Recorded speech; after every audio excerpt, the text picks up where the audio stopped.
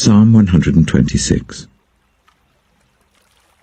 When the Lord restored the fortunes of Zion, we were like those who dreamed. Our mouths were filled with laughter, our tongues with songs of joy. Then it was said among the nations, "The Lord has done great things for them."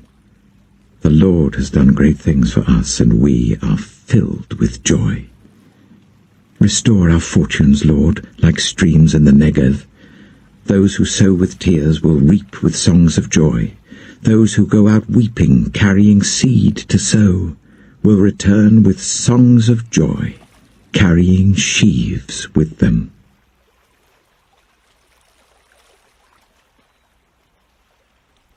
Proverbs chapter 28. The wicked flee, though no one pursues, but the righteous are as bold as a lion. When a country is rebellious, it has many rulers, but a ruler with discernment and knowledge maintains order. A ruler who oppresses the poor is like driving rain that leaves no crops.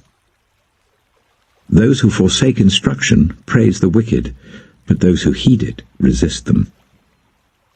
Evildoers do not understand what is right, but those who seek the Lord understand it fully. Better the poor, whose way of life is blameless, than the rich, whose ways are perverse.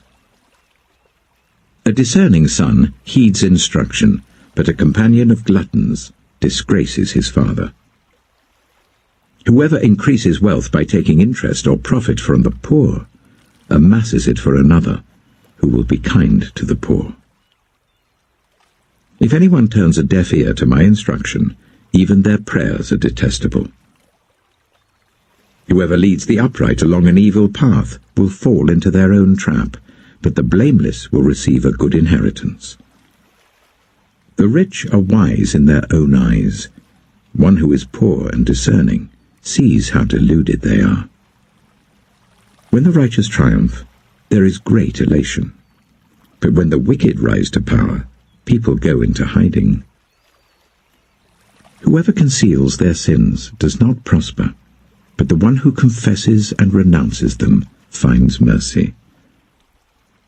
Blessed is the one who always trembles before God, but whoever hardens their heart falls into trouble. Like a roaring lion or a charging bear is a wicked ruler over a helpless people. A tyrannical ruler practices extortion, but one who hates ill-gotten gain will enjoy a long reign. Anyone tormented by the guilt of murder will seek refuge in the grave. Let no one hold them back. The one whose way of life is blameless is kept safe, but the one whose ways are perverse will fall into the pit. Those who work their land will have abundant food, but those who chase fantasies will have their fill of poverty. A faithful person will be richly blessed, but one eager to get rich will not go unpunished. To show partiality is not good, yet a person will do wrong for a piece of bread. The stingy are eager to get rich, and are unaware that poverty awaits them. Whoever rebukes a person will in the end gain favor, rather than one who has a flattering tongue. Whoever robs their father or mother and says, "It's not wrong," is partner to one who destroys. The greedy stir up conflict, but those who trust in the Lord will prosper. Those who trust in themselves are fools, but those who walk in wisdom are kept safe. Those who give to the poor will lack nothing, but those who close their eyes to them receive many curses. When the wicked rise to power, people go into hiding, but when the wicked perish, the righteous thrive. Matthew chapter 9. Jesus stepped into a boat, crossed over, and came to his own town. Some men brought to him a paralyzed man lying on a mat. When Jesus saw their faith, he said to the man, "Take heart, son, your sins are forgiven." At this, some of the teachers of the law said to themselves, "This fellow is blaspheming." Knowing their thoughts, Jesus said, "Why do you entertain evil thoughts in your hearts? Which is easier, to say, 'Your sins are forgiven,' or to say, 'Get up and walk'? But I want you to know that the Son of Man has authority on earth to forgive sins." So he said to the paralyzed man, "Get up, take your mat, and go home." Then the man got up and went home. When the crowd saw this, they were filled with awe, and they praised God, who had given such authority to man. As Jesus went on from there, he saw a man named Matthew sitting at the tax collector's booth.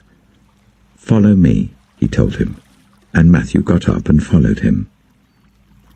While Jesus was having dinner at Matthew's house, many tax collectors and sinners came and ate with him and his disciples. When the Pharisees saw this, they asked his disciples, "Why does your teacher eat with tax collectors and sinners?" On hearing this, Jesus said, "It is not the healthy who need a doctor, but those who are ill. But go and learn what this means. I desire mercy, not sacrifice. For I have not come to call the righteous, but sinners."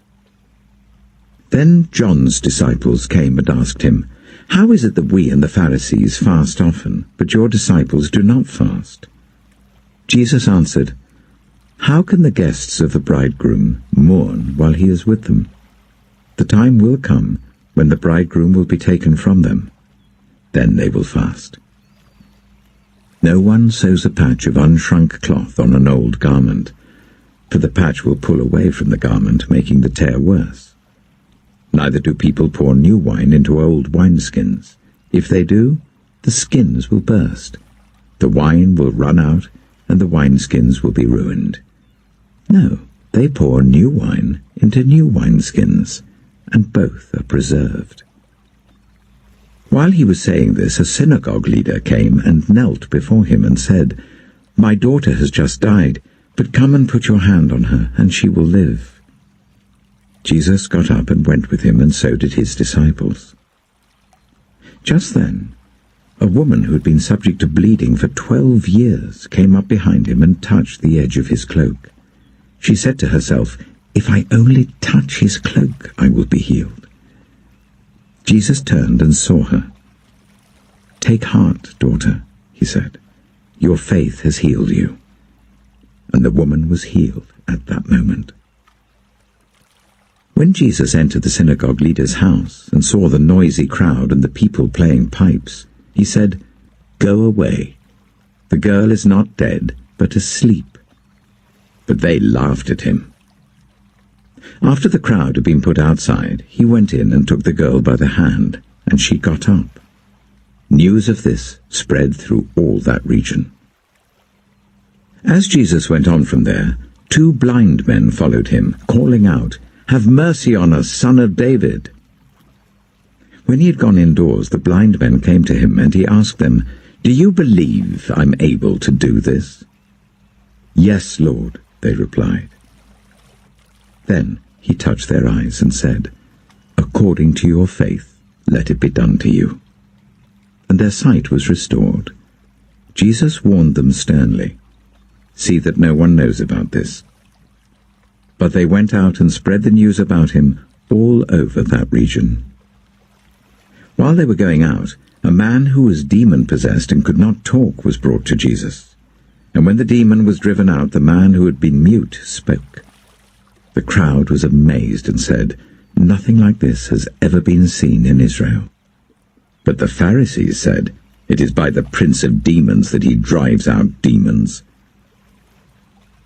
Jesus went through all the towns and villages, teaching in their synagogues, proclaiming the good news of the kingdom, and healing every disease and illness. When he saw the crowds, he had compassion on them, because they were harassed and helpless, like sheep without a shepherd. Then he said to his disciples, "The harvest is plentiful, but the workers are few. Ask the Lord of the harvest, therefore, to send out workers into his harvest field."